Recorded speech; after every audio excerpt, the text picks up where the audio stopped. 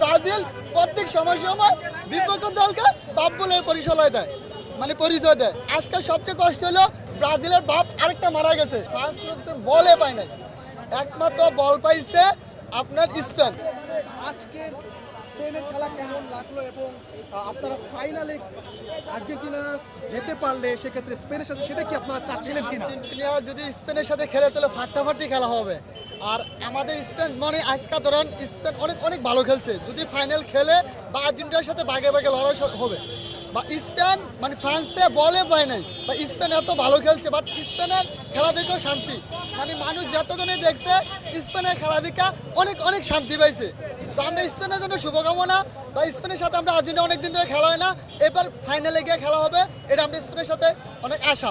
আমরা চাইছিলাম কি ফ্রান্সের সাথে যুদ্ধটা করি, কেন গেছে বা 2022-এ ফ্রান্সের সাথে যুদ্ধটা করছিলাম, এবার আশাটা হইলো না, এবার স্পেনের সাথে হলো।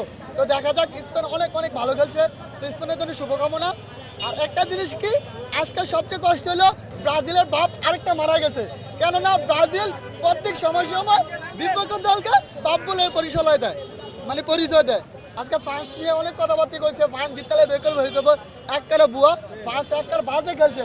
আপনারা হয়তো খেলা দেখছেন, ফ্রান্স কিন্তু বলে পায় নাই, একমাত্র বল পাইছে আপনার স্পেন। আর স্পেন প্রত্যেকটি গোল, প্রত্যেকটি মানে আক্রমণ সেরা হয়েছে একবারে।